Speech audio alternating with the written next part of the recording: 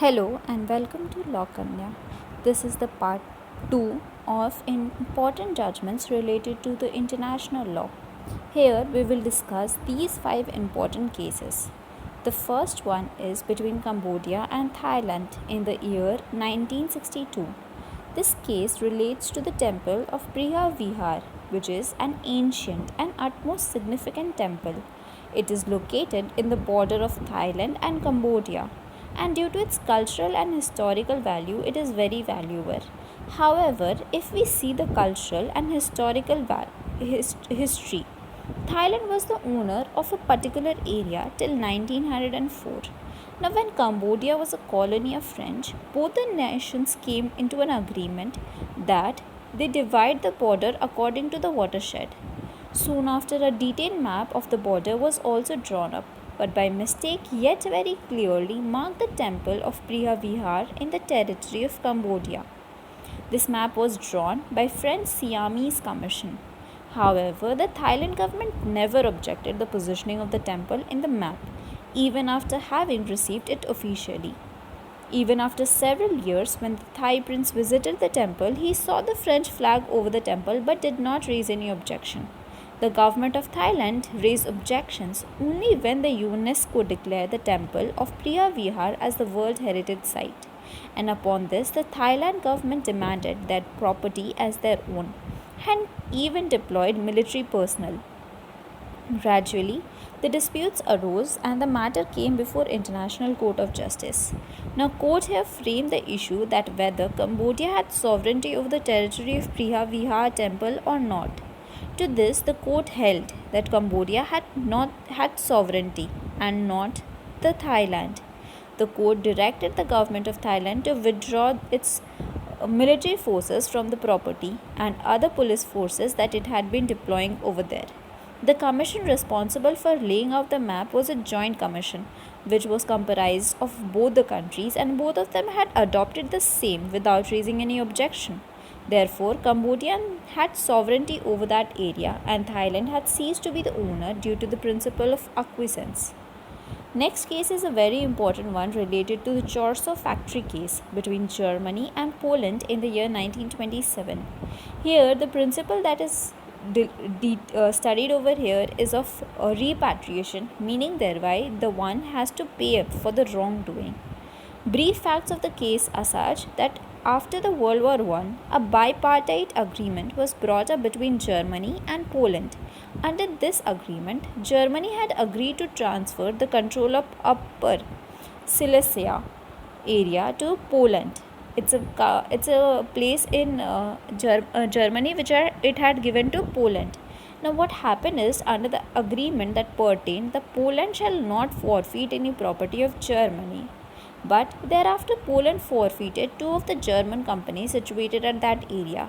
Now, this was the main issue, that whether there was a violation of the agreement between Germany and Poland, and whether if there was any violation due to breach of this bipartite agreement, then whether Poland was obliged to follow such agreement. Now, to this, the court held an affirmative and held that under Article 23 of the Geneva Convention, the International Court of Justice had jurisdiction and was not affected by the fact that the rights claimed were based on other provisions of different treaties as well under the sections of Geneva Convention. Here, the court also held that Poland was liable for violating the agreement that it had entered with Germany. The court held liable Poland for the losses that Germany had suffered due to the forfeiture of the two companies, as they violated the obligation between Poland had towards Germany in observation of international law, meaning Germany had an observation of international law which they were violated by the Poland. The court established that a principle of general conception of international law, that every violation of an engagement between two independent states ensure an obligation to make repatriation, meaning if suppose two parties are in agreement with each other, now one party who has contributed the loss has to repay and make good the losses suffered by the other party. Now, moving on to the next case of Trentex Trading Corporation versus Central Bank of Nigeria. Here the subject matter of the case relates to the doctrine of sovereign immunity. We will see that later. First, let us see the brief facts of the case. Here the company, that is Trentex Trading Corporation, was Swiss company, and it had entered into a contract with an English company agreeing to supply cement at a specified rate. Now English company entered into an agreement with Nigerian government. You see that trading corporation has entered into an agreement with English company, and then this English company has come into an agreement with the Central Bank of Nigeria. So there are two agreements here. Now this Nigerian government, they have made an agreement with the English company for what? In order to supply cement for the construction of army barracks in Nigeria. Now for this purpose, that is for the purpose of construction, the Central Bank of Nigeria had issued a letter of credit in favor of Trentex Corporation, being the holding company of that English company. Now, after a series of contracts concluded, there was a change in the government of Nigeria. Okay, so the successor Nigerian government, which had found that a scandal took place in the price and supply of cement immediately, and he initiated an inquiry. Now, at this stage, the Central Bank of Nigeria refused to honor the letter of credit to the plaintiff here, that is the Trentex Trading Corporation. The plaintiff sued the bank, and the bank claimed state immunity. The main issue here is that whether bank's plea that it was a Department of State of Nigeria and was therefore immune from the proceedings under doctrine of sovereign immunity would hold good law. Now, to this, the court held that the bank was not entitled to plead sovereign immunity as a department or organ of foreign state because, having regards to the constitution of the bank, its function, its control, it had not established that it was a department of the state of Nigeria, even though it had been established that the bank was constituted under the statute as a separate legal entity. Now, the court concluded that in order to plead sovereign immunity effectively, the pleader must be a state, the state department, a diplomatic mission, or of such nature. However, the transaction sought to be protected here in the case at hand was mainly governmental and not commercial in nature. So, this was not granted. Moving on to the next case of law grant between Germany and United States. Now, it relates to the matter of consulate to be informed. There is a rule in international law that a consulate must be informed if he is arrested in a foreign territory under Vienna Convention on Consular Relation, which provides that in cases where the state is trying an alien in a death sentence case, it must inform the alien of its right to have its consular authorities informed of his arrest. Now, suit was filed by the plaintiffs Paraguay, Germany, and Mexico at the International Court, in which the United States law enforcement personnel had failed to advise aliens of their right upon their arrest. The plaintiffs also sought for a remedy in case of violation of Vienna Conventions. The plaintiffs also stated that the courts should review and reconsider the death sentence to determine if the lack of consular access prejudiced the aliens. The Germans' case involved Lagrand and its brother, who was executed before the matter could come to ICJ. Now, the court found here that US had breached its obligation to Germany under Vienna Convention by not giving notice about Lagrand and his brother of right to consular notification, and by failing to provide such judicial review of conviction and sentence as well. Now, the main issue here relates to whether a state violates individual rights under international law when it breaches an obligation under Vienna Convention. So, the decision of the court was such that it was affirmative, and United States had breached such obligations under the Vienna Convention on Consular Relations by failing to inform an arrested alien of consular rights and fails to provide judicial review of the alien's conviction.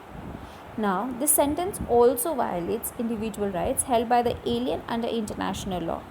The court here very strictly observed that the meaning adduced to the phrase authorities shall inform the person concerned without delay of its right under this subparagraph of Article 36 suggests that The rights to be informed of their rights under convention is an individual right of every national of a state that is a party to the convention, and it must be observed by each one of them.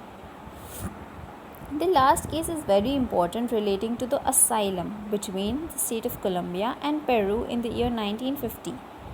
Now, what happened here is a Peru national and a political leader named Victor Raul Haya. He was accused of instigating a military rebellion. He was granted asylum by the Colombian Assembly at Lima.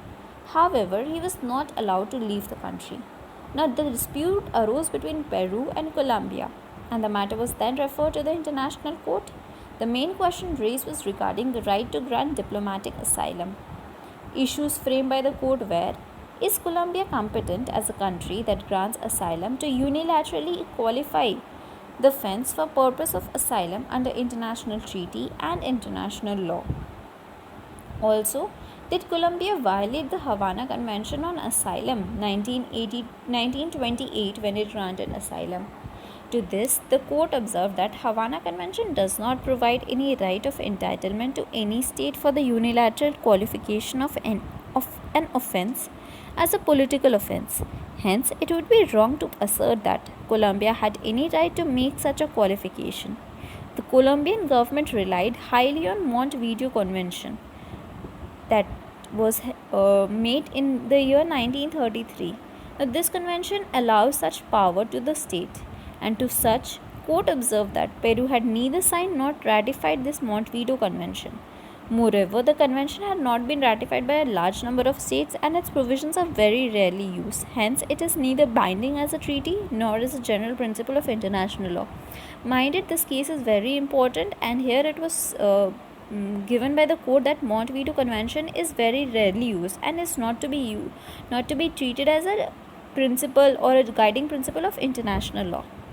Moving on, the diplomatic asylum in the derogation of territorial sovereignty, and it should be recognized unless in each case a legal basis is established. The court providing such a grant must be that it had the right to grant diplomatic asylum, and it should be respected by the territorial state. The court held that party which relies on a custom of this kind has the burden of establishing that custom exists in such a way that it has become binding on the other party through constant and uniform usage of the states. So these were 10 important cases. Part 1 and Part 2 concludes the 10 important cases regarding international law. I hope you get it, you understand the points. So thank you for watching.